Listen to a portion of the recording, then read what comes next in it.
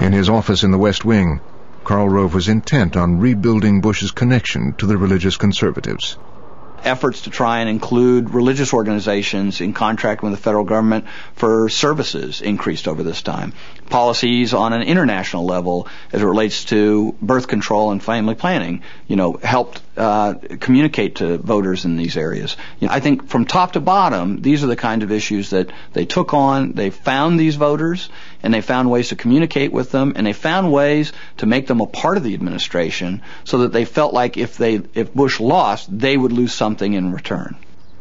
And then, in August, came Stem Cell. The religious conservative groups are thrilled.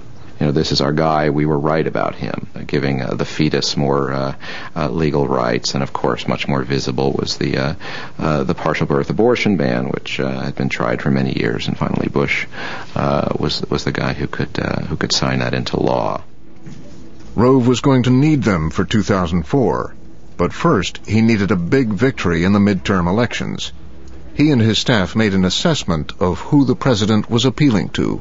They made this decision that there was going to only be a 7% swing vote. Given that, it was much more important to shift the focus from past focuses on persuasion. That's traditionally what you do, is try to persuade people, and switch it to motivation. In order to motivate them, they would have to find them. And finding Republicans and conservatives of all stripes had become a specialty of Karl Rove. Karl did something that was really groundbreaking, and that was that he looked at commercial marketing tools to help define these voter groups more and more. There's a whole bunch of Republicans that live in traditionally Democratic precincts around this country, and the only way to find them is individual profiles. You can buy all kinds of lists of how you use your American Express card and Visa card. If somebody gets Field and Stream, they're much more likely to be a Republican voter than a Democratic voter. People who drink Coors beer tend to be Republican. If someone drove a Volvo and went to yoga classes, they were a Democrat. People who watch Fox News tend very much to be Republican. Somebody that watches CSI is much more likely to be a Republican. You have 200 million people on these lists that you can buy. Rove loves information. He loves to be inundated by information, and the more information he can get, the more comfortable he feels about the decisions they're making. But he's also fascinated by polling data, and he's fascinated by voter registration data, and by precinct data, and everything else imaginable. They called it metrics. With those lists in the hands of his aides, Rove began every day with a phone call. So in the morning, he would say, what is our goal for the day, and how are we going to achieve it? Our goal is to raise X. How much does that mean we need to raise per week to get there? How do we measure that per week? How do we measure it per city? How do we measure it per event? Bottom of the day, he'd say, did we meet our goal today? Day after day after day. Same thing with voter registration. Same thing with number of presidential visits. Same thing with everything we do. If you can't measure it, it's not worth doing. Along with metrics, Rove spent millions of dollars on the 72-hour task force designed to turn out the base. Karl's not a believer in the Big Bang theory of realignment. Karl's a believer in, incremental politics. And it's, kind of like the old Woody Hayes Ohio State football teams, which is 3 yards in a cloud of dust. You keep accumulating territory from your opponent, and you get it bit by bit. The campaign was just getting started when the agenda dramatically shifted. 9/11 changed his presidency and changed the focus of his presidency, and in a sense gave his presidency a focus. I can hear you. The rest of the world hears you. There was nothing that was galvanizing in the way that 9/11 and the war on terrorism became. And the people who knocked these buildings down will hear all of us soon. I think what you felt in the early moments, at least, after 9/11 was the absence of Rove. I think, Karl stepped back quite a bit from, certainly from public view. Rove is very passionate about history. After 9/11, Karl studied World War II and what was done with, bond drives and what was done to mobilize the populace in those days. From behind closed doors, Rove watched as the president's poll numbers steadily rose. The more the war on terror seemed to succeed, the more bipartisan support the administration was receiving. What was happening after September 11th was everybody was supporting the president, including all members of Congress, but it wasn't using it to further his agenda at all. But Rove knew a galvanizing issue when he saw one, and he wanted the president to push it to help Republicans. I need a guy like Saxby Chambliss in the Senate who won't crater to the special interests in Washington and join me in protecting the interests of the American people. Saxby Chambliss was given virtually no chance of defeating Georgia incumbent and decorated Vietnam War hero Max Cleland. Chambliss attacked Cleland for being soft on terror. As America faces terrorists and extremist dictators, Max Cleland runs television ads claiming he has the courage to lead. We're seeing the president's emphasis on security as a motivating issue, and he used it both for Republican candidates and against Democratic candidates. I need to be able to put the right people at the right place at the right time to protect the American people. John Thune will support me in advancing a Homeland Security bill that makes sense. In races across the country, the Bush White House pushed their tough agenda.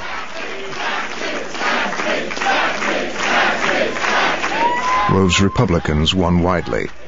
It was historic. I think it's the first time since, 1934, the president's party gained seats in the first midterm election in both the House and the Senate. It was unprecedented what happened. I just got a phone call a minute ago from a guy who's a pretty special friend. Bush's popularity and emphasis on terrorism and a rejuvenated turnout effort combined to give Republicans an historic victory. He told me to come down here and tell you that 2 years from now he wants all of y'all on his team. In 2002, you saw an aggressiveness that worked, and so it was clear right away that was going to be the template for the 2004 campaign. This had been Rove's dream since those years as a young Republican, realigning the politics of the country. Back then, the self-taught historian had followed his ambition south to a state dominated by Democrats, Texas. Bright guy. The thing that really struck me was the sort of scholarly approach about the rise of the Republican Party in the South. That this was a young guy who knew it the story in much greater depth and with much more insight than anybody that I'd heard. But it was not going to be easy in Texas. At that point, he was pretty much seen as funny, charming, but in a futile situation that no one thought would change very soon. We have sound fiscal policy, but I think we need to try. If there was a major Republican politician who knew about the futility of running in Texas, it was George H.W. Bush. By the time young Karl Rove went to work for him, Bush had already lost 2 races for the Senate. I feel kind of like Custer, there were too many Indians. Well, there are too many Democrats in some of these counties, I guess. But Bush and his family had the potential to be political royalty. Rove had already met the oldest son. Here was George W. Bush, coming in with his leather fighter jacket, chewing gum, being casual and cool, the epitome of the handsome, intriguing, charismatic, collegiate. And here was Karl Rove, just the opposite. The nerd, the intellectual, the sort of student of history, and he really saw in George Bush everything he wasn't. Rove threw himself into his work. Colleagues remember long days. I've never known him to have a personal life. The guy just works night and day. He's different from anybody I've ever known in politics, and you meet a lot of ambitious people in politics. But with Karl, I always had the sense that his whole life was politics. What Rove had in mind was to build from scratch the infrastructure of a Texas Republican Party. He would go to the Secretary of State's office and get the reports of everybody who contributed to any race in Texas. And this was before computers. And there would be somebody there with their own Xerox machine. Nobody else had a Xerox machine down there. It was weird. You would go into the office and this was Karl Rove's machine in the Secretary of State's office. Rove now had the political consultant's equivalent of the Holy Grail, a mailing list of donors. Now his newly formed direct mail advertising company would use that list and that money to build a Republican base in Texas. Direct mail, what you do is look for anger points, and you try to get what makes somebody angry. Anger points, Republican consultants' shorthand for hot-button issues, were the other central element of the direct mail arsenal. And for his candidates, Rove put the anger points together with a kind of battle plan he learned from Lee Atwater. Attacking, attacking, attacking. 50% of paid media should be devoted to attack. If we do not attack, we surrender control of the agenda. If there's any single thing that defines a Rove campaign, it's smash-mouth politics. He goes after you hammer and tong. He attack, attack, attack is sort of the model that he used. And in the mid-'80s, Rove found an anger point that could unite voters statewide. Tort reform. To Rove, tort reform was a simple story. The elected state Supreme Court had been bought by wealthy Democratic personal injury lawyers. Is justice for sale in Texas? The story was pushed to the news magazine 60 Minutes. The Wall Street Journal has called the decision of one Texas court a national embarrassment. The New York Times. It was an enormously powerful piece in Texas. Rove was a part of the business effort that encouraged 60 Minutes, that fed them information. You couldn't have written a headline that was better than the 60 Minutes piece or more effective. Rove capitalized on the story. Justice Ted Z. Robertson once took $120,000 in campaign money from Clinton Mangus and then switched his vote back and forth in a crucial case involving Mangus. This year, Robertson's taken over $1 million in contributions from special interest lawyers. He knew intuitively you had to have, as Mark Twain says, a devil for the crusade. And if this was the crusade, and in the context of a judicial race, of which no one really cares about, you had to demonize somebody. In this case, it was central casting. They were doing it to themselves. And Rove's strategy had a bonus. If he shut down the trial lawyers, he would cut off their money to the Democrats. Well, they're the financial backbone of the party, and if you put a pox on their money, you make life more difficult, extraordinarily more difficult. Rove's pro-business candidates won 5 of the 6 open seats. It was the harbinger of the beginning of the end of the liberal Supreme Court in Texas. And then Rove went on to, run all 9 of them, and they swept everybody out, and was a complete 100% turnover in the Supreme Court, entirely pretty much caused by Rove. What Rove had done was to persuade traditionally conservative Texas Democrats to think of themselves as Republicans and to keep voting that way. And they did. Senators Phil Gramm, Kay Bailey Hutchinson, and most of the statewide ballot. But there was still some unfinished business. Poor George. It was a famous moment in Texas. The future Democratic governor mocking the vice president. He was born with a silver foot in his mouth. The pundits said she couldn't be beaten. But Karl Rove had a secret project he'd been working on for years. George W. Bush. Let's make it official. I'm a candidate for governor of Texas. I knew Karl was good, and those two coming together, Karl's sort of knowledge of the mechanics of it and all the different personalities and players in some of these big counties. And then when you added to that this extremely skilled candidate, it was a marriage made in heaven. It really was.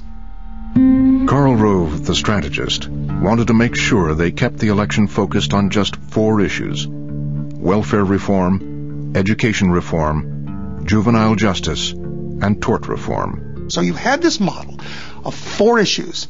So whenever George Bush was asked in the governor's race about a 5th issue, or a 6th issue, or a 7th issue, he invariably stayed on message and moved back to these 4 issues. It was a marvelous exercise in restraint and in campaign focus. I want to ask you about your experience and acceptance of personal responsibility in business.